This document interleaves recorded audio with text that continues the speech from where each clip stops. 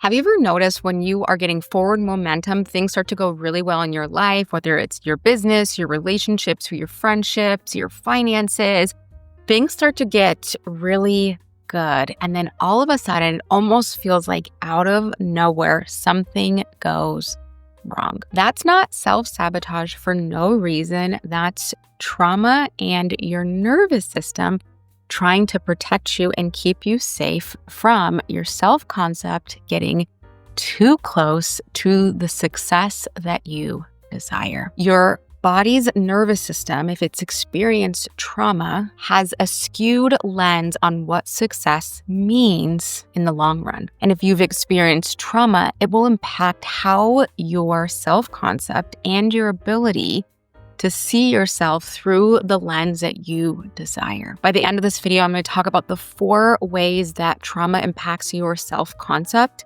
and how you can get out of that so you're no longer held back by your past so you can make the most amazing, abundant future. Let's get started. So what is self-concept? Self-concept is essentially our self-image. How we see ourselves, how we view ourselves is our self-concept, which is formed from our entire life, childhood experiences, memories, interactions, school age, relationships, friendships, caregivers, parents, siblings, all of that shape how we see ourselves. And there's a really fascinating concept is we cannot out-earn, out-achieve, or out-succeed our self-concept. It's basically like a limit of what we believe is possible. So if I believe that I can run a marathon, well, then my self-concept is going to adapt the habits and the behaviors of being able to run a marathon.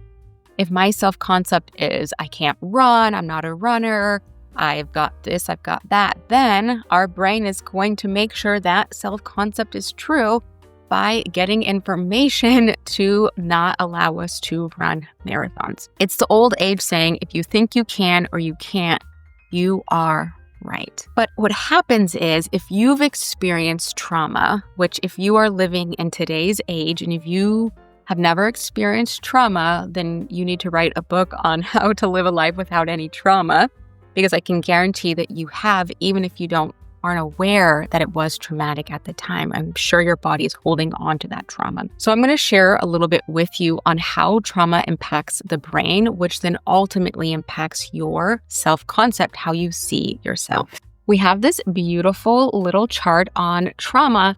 And so trauma survivors have symptoms really instead of memories. You might have loss of memory. You're like, I don't remember my childhood. I don't remember this. I don't remember that. That's totally normal if you're a trauma survivor. You tend to have more symptoms of this whole list, like loss of interest, flashbacks, anxiety, such. I'm doing a whole trauma series, so make sure you're subscribed so that way you can learn more about how trauma impacts your brain. So our brain's like broken down into 3 systems. We've got our front prefrontal cortex, aka our thinking brain, our limbic system, our emotional brain, and then right down by our brainstem, it is like our reptilian brain, breathing, thinking, like not thinking, but like heart rate, all of those functions. So what happens is we have this thing called an amygdala, and our amygdala is basically our brain's smoke detector. And when we experience trauma, this becomes very, very, very sensitive. And when our amygdala becomes very sensitive, it will perceive the smallest thing as trauma. You might get an email from your boss that says, we need to talk. And your brain will say, danger, danger, danger, smoke detector, we're being attacked by a bear. You might not even read what the email said, but your brain is like, danger, danger. So what happens is if you've experienced trauma, your amygdala is more sensitive, which shuts off your thinking brain, shuts off our prefrontal cortex, which is our ability to say like, oh, I'm just experiencing trauma, I can move through this. What happens is you can't even think that. Your brain is like, I'm going to die. I'm in trauma. I need to find safety, but there is no safety. Like, how can I move forward? And it just goes into a trauma response. So we've got this really sensitive amygdala. And what we do with that sensitive amygdala is when we notice that it's being more active, we have to figure out ways to wake up our brain. I'll talk about that a little bit later, but this is just how you can see. The amygdala gets triggered and it tells our brainstem, hey, like maybe shut down the breathing, slow down the heart rate. Ooh, elevate the heart rate. Ooh, elevate the breathing. Let's cause a headache. And then this is all shut off, this thinking like, oh, I'm actually just getting an email. I'm not in the woods fighting for my life. So now that we have like our little lesson on trauma and how it impacts our brain, it also impacts your ability to see yourself as your birthright, which is like lavish, abundance, worthy, deserving, everything. So what happens is it gets broken down into 4 main categories. And Dr. Gay Hendricks talks about this in his book, The Big Leap, of how we perceive ourselves hold us back from more. So the first one that we experience is called fundamentally flawed. We feel fundamentally flawed. So what that sounds like and what that looks like for you is, who am I to have this much success? What if they find out that I'm not good enough? I don't think I deserve good things because it would have already happened by now. Or, I knew I wasn't going to get it. I knew I could get up to XYZ, but I wasn't going to be chosen, right? I believe I'm fundamentally flawed. A lot of times this is rooted in our childhood from criticism, shame, or even emotional neglect.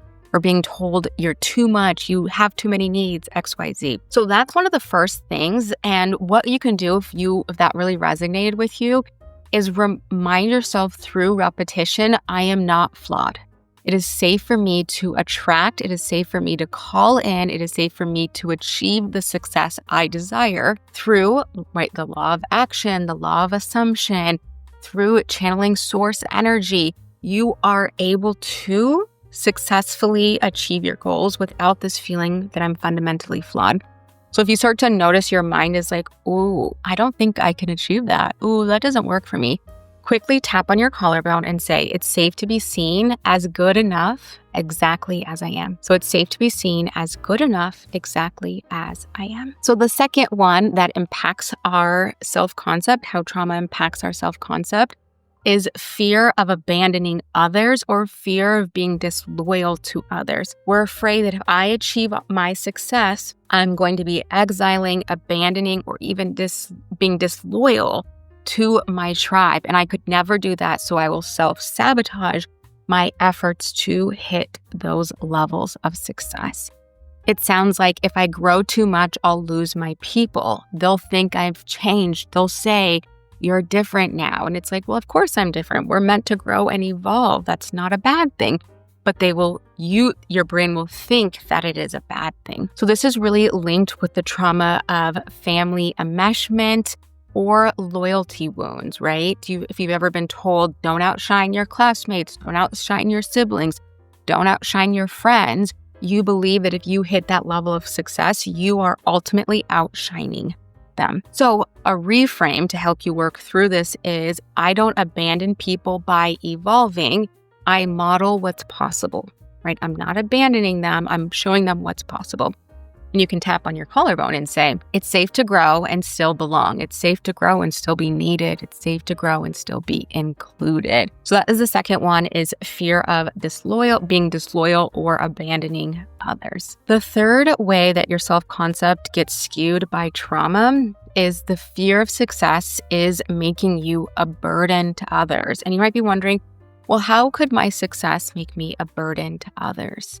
And this really is rooted for our childhood experiences, that if you were in the spotlight, it meant that you were taking away from someone else's ability to be in the spotlight.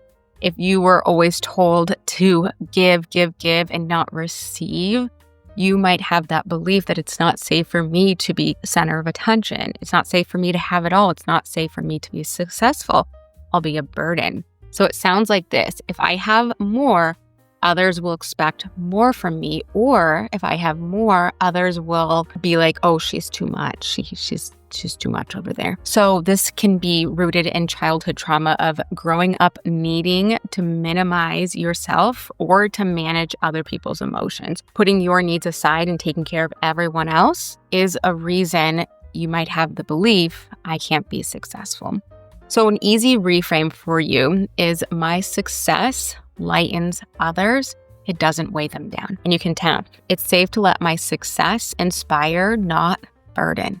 It's safe to let my success inspire and not burden. So that is the third one, fear of success, making you a burden. The fourth one is fear of surpassing others or fear of outshining others. This one is so prominent. Oh, if I get too successful, I'll leave my tribe. If I get too successful, people won't want to be my friend and I'm going to be alone on an island with XYZ, right? Our brain starts to ruminate on all the worst case scenarios. So it shows up like this. I don't want people to feel jealous of me. I don't want people to feel left out. I don't want people to feel uncomfortable around me with my success. So I'll put a lid on what's possible. This is tied to people pleasing and fear of rejection. So I'd rather make everyone else happy, help everyone else achieve their goals than be rejected and achieve my own goals. So you probably are in that caretaker role. How we can shift that. So what you do is you tend to dim your light to stay connected with others, right? That struggle mentality or like, I'm almost there. So what you can do is you can reframe it by, I don't have to shrink to belong and I get to shine and others can shine fully as well. Like I can inspire others. So you can tap on your collarbone and say, it's safe to shine brightly and allow others to rise too. It's safe for me to show up as my true authentic self, knowing others are going to show up as their true authentic self as well. Our self-concept can be changed when we do this healing work, when we do this trauma work, and when we start to catch one of those four things. When we start to notice, the fear of outshining others, that thought that I'm flawed, that I'm fundamentally flawed, when those start to creep in, we can tap and say, oh, that's just my trauma. Like, thanks for trying to protect me. Thanks for trying to keep me safe. It's safe to release and let this go. And keep reminding yourself that it's safe to release and let this go. Rewiring your nervous system for expansion versus restriction is going to be your superpower for success. So if you're noticing that other people are doing self-concept work and they're able to 10x their goals so much faster, you can be really curious. What kind of trauma healing have they done? What kind of reframing work have they done? What have they done to successfully see themselves as that lavish abundance that is their birthright? Knowing that if someone else is successful, it's evidence and proof that I can be successful in my own way as well. So reminding you that your brain, your trauma brain, is more sensitive because of your amygdala. It gets more heightened. Think of a smoke detector when it's about to die and it just keeps beeping, beeping, beeping. It's like getting your attention. That's what's happening with your brain. We can help alleviate the stress response in the body with EFT tapping. So with EFT tapping, we are rewiring our nervous system and our neural pathways to not be as triggered as if we had never done any trauma work. And I've got you. You are in luck. I have a tapping membership with over 200 tapping videos designed to regulate, ground, rewire, and regulate your nervous system in real time so you can call in the self-concept that you know is linked to success and that lavish abundance. So you can join down below, called the Tapping Studio. We have so many students that are getting so much success. Remind yourself that you can heal your trauma, you can change your self-concept and call in and create the life of your dreams. If you're noticing that you're having a lot of resistance, go back to, okay, how do I see myself? Go back to that self-concept. I see myself like this. Okay, how can I bridge the gap to make that true through and through and through? And make sure you're subscribed. I'm doing an entire trauma series on how trauma impacts your ability to achieve your goals and how you can release that so you can go after everything you desire to create the lavish abundance you seek. If you enjoyed this video, hit that like button and don't forget to subscribe. I release videos out every single week and I'll catch you in next week's video.